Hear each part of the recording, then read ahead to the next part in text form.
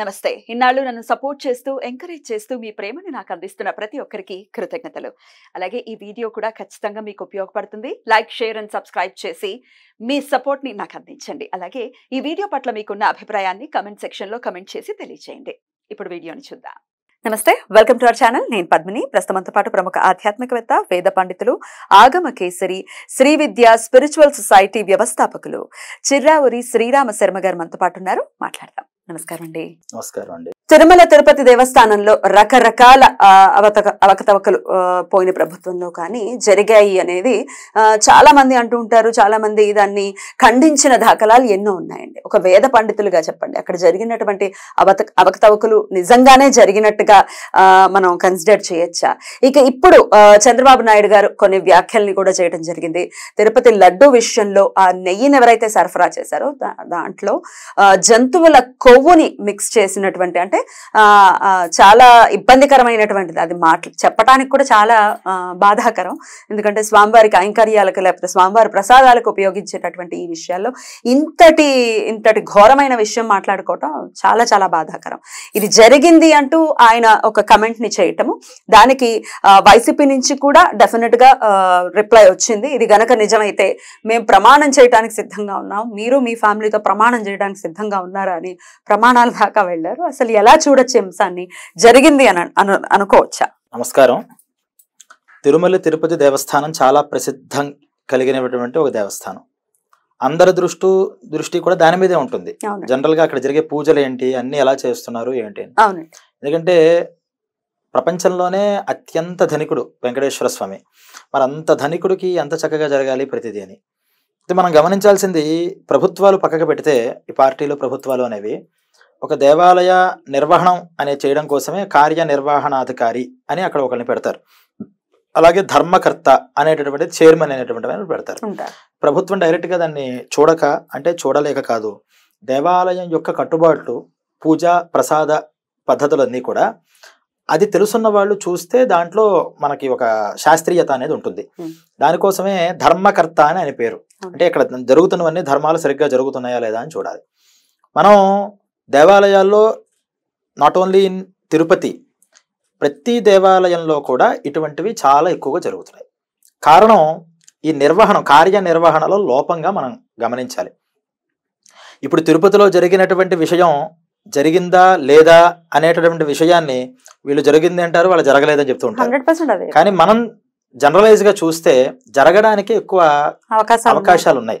ఎందుకంటే రోజుకి ఎన్ని లడ్డూలు తయారు చేస్తున్నారు, ఆ తయారు చేసేటటువంటి లడ్డూల్లో ఎంత నెయ్యి వేయాలి, ఎంత పంచదార కానీ బెల్లం కానీ వేయాలి, దాంట్లో జీడిపప్పుల యొక్క క్వాలిటీ ఏంటి అనేది క్వాలిటీని పరీక్ష చేసి ఇది అని మనం చెప్తున్నారు. మనం ప్యూర్ ఆవు పాలు అనే విషయం మాట్లాడుకున్నాం అనుకోండి, అసలు ఎన్ని దొరుకుతాయి మనకి? ప్యూర్ అసలు గో సంపద ఎక్కడ ఉంది అంటే గోబ్రాహ్మణ హితాయచ ఆయన పేరే గోవిందుడు. అంటే గోవుల యొక్క సంరక్షణను చూసేటటువంటి మహానుభావుడు. ఇప్పటికైనా ఈ సందర్భంగా ప్రభుత్వాలు, ఇప్పుడున్న ప్రభుత్వం కానీ తర్వాత ప్రభుత్వాలు కానీ రాబోయే ప్రభుత్వాలు కానీ ఏవైనా సరే గమనించాల్సింది ఏంటంటే, ఒక ధర్మం అనేది ఆవులు బాగుంటే నడుస్తాయి. ఆవుల్ని మనం కవేళాగా పంపించేసి దొరికిన ఆవులన్నీ కూడా అటు ఇటు పెంచేసి అవి క్రాసింగ్ చేసేసి వేరే వేరే జీవితులతో కలిపేసి పాలు కావాలి అనే అత్యాశతో వాటిని విషపూరితం చేసేసి ఇప్పుడు మనకి శుద్ధత్వం కావాలంటే ఆవులు ఎక్కడి నుంచి వస్తాయి? రావు. అందులో గోవు సంపదల్ని ముందర పెంచుకునే అవకాశం చేసుకోవాలి. మీరు ప్యూర్గా దొరికే ఆవు పాలు కానీ, అది ఏ ఆవు పాలు మీరు పెంచుకుని మీరు దాని నుంచి పితికితే వచ్చే ఆవు పాలు తప్పితే మార్కెట్లో మనకి దొరికేటటువంటి ఆవు పాలు కాదు. మనం ఘంటాపదంగా రాసుకోవచ్చు, ఇది దీంట్లో మన సందేహమే లేదు. సో ఈ గవర్నమెంట్ ఆ గవర్నమెంట్ అని ఆపాదించాల్సిన అవసరం లేదు. ఎప్పటి నుంచో జరుగుతున్న విషయం, కానీ ఇది మరీ బాహటంగా జరిగిందని అనుకోవచ్చు. అంటే అది మీకు చెప్పినప్పుడు ఏంటంటే కల్తీలో రెండు రకాలు ఉంటాయి. ఒక కల్తీ ఒక 1/2 లీటర్ శుద్ధం వాడితే ఇంకో 1/2 లీటరు ఏదో కలిపి వాడడం అనేది, ఇది తప్పదండి అంటాం. ఎవరైనా మనమైనా సరే ఇంటికి వచ్చారు, 10 మంది ఒకేసారి వస్తే పాలు టీ పెట్టారంటే నీళ్లు పోసి మరి కల్తీ చేసింది ఆవిడ, కానీ తప్పదు. కానీ ఈ నీళ్లు పోయడం వల్ల అనారోగ్యం ఏం రాదు వాళ్ళకి. ఇలా కల్తీ చేసే పద్ధతిలో అనారోగ్యం రాకుండా చేసేటటువంటి పద్ధతులు చాలా చోట్ల అవలంబిస్తూ ఉంటారు, ఎందుకంటే జనాల యొక్క తాకిడి అలా ఉంటుంది కాబట్టి. కానీ అనారోగ్యపూరితంగా వచ్చేవి కొన్ని, కొన్ని అశాస్త్రీయమైన కొన్ని. ఇప్పుడు మీరు చెప్పిన ఆ కొవ్వులన్నీ కలపడం అనేది ఏదైతే ఆ జుగుప్సాకరమైన విషయం ఉందో, పవిత్రమైన భగవంతుడి దగ్గరికి వచ్చే వాళ్ళందరినీ కూడా ఇప్పుడు అపవిత్రులను చేయడమే కదా. అక్కడ ఇస్తున్న ప్రసాదం, ఆ తిరుమల ప్రసాదం తెచ్చుకుంటే సాక్షాత్తు ఆ వైకుంఠనాథుడైనటువంటి తిరుపతి బాలాజీ మన దగ్గరికి వచ్చాడు అని ప్రసాదం కోసం ఎదురు చూసే భక్తులు ఎంతో మంది ఉన్నారు. మరి వీళ్ళందరి ఆశలు కూడా అడుగుట్టినట్టు అవుతుంది కదా. అందువల్ల గోవుల్ని పెంచడం మీద ఇప్పటికైనా సరే టీటీడీ చర్యలు తీసుకుని, అక్కడ మీరు గమనించినట్లయితే పునుగు ఉంది, స్వామివారికి ప్రతినిత్యం పునుగు పెడతారు. ఈ పునుగు ఎక్కడ దొరకట్లా, ఆ పునుగు పిల్లి నుంచి వస్తుంది. టీటీడీ ఏం చేసిందంటే పిల్లిల సంరక్షణ చూసుకుంది, సంరక్షణ చూసుకుని ఆ పిల్లిని పెంచి దాని నుంచి పునుగు తైలం శుద్ధంగా పెడుతుంది. అలాగే ఆవులు దగ్గర నుంచి ఈ నెయ్యి పదార్థాలు అవసరం కాబట్టి అవి ఎవరికో ఒక కాంట్రాక్ట్ ఇచ్చి మళ్ళీ వాళ్ళకి ఇచ్చిన, ఇప్పుడు వాడి యొక్క స్టామినా ఒక 100 టన్నుల వరకు చేసే అవసరం ఉంటే 350 టన్నులు 450 టన్నులు అవసరం అవుతుంది టీటీడీకి.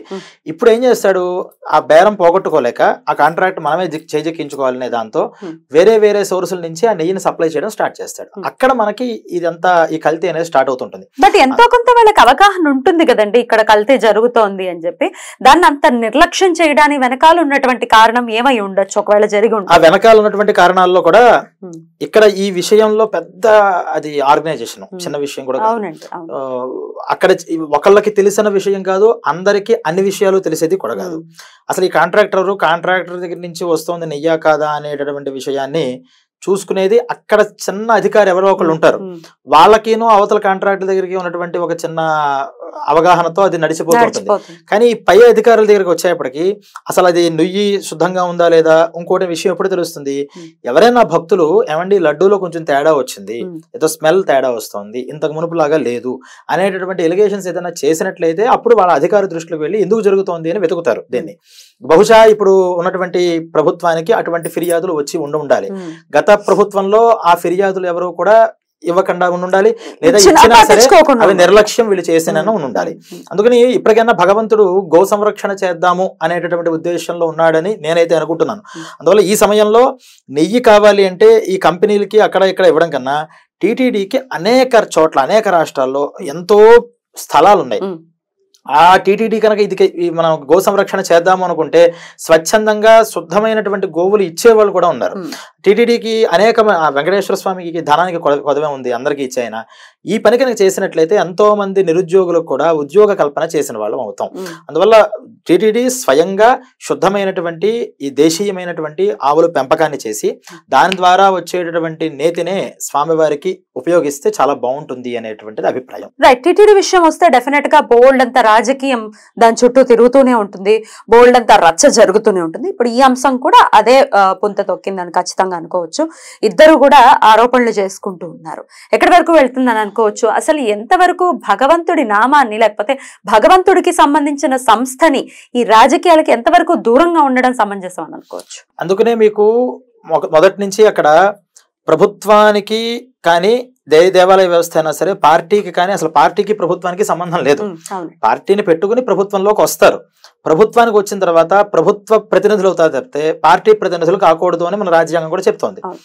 దేవాలయం దగ్గరికి వెళ్ళేటప్పటికి అసలు ఈ ప్రభుత్వం యొక్క ఇన్వాల్వ్మెంట్ కూడా ఒక పరిధి వరకునే ఉండాలి. అది మించి వీళ్ళే మొత్తం చేస్తున్నప్పుడు ఇప్పుడు అక్కడ ఎంతో మంది పండితులు ఉన్నారు, తిరుపతిలో అర్చకులు ఉన్నారు, వీళ్ళందరూ కూడా ఆ విషయాన్ని చెప్పడానికి వాళ్ళకి వాయిస్ లేదని మనం గమనించాలి. నిజంగా కనుక వాళ్ళకే కనుక వాయిస్ ఉంటే, అంటే ఈ బోర్డులో వాయిస్ ఉంటే ఉండనిస్తారండి, అక్కడ ఉండనివ్వరనేది విషయం తెలిసిందేగా.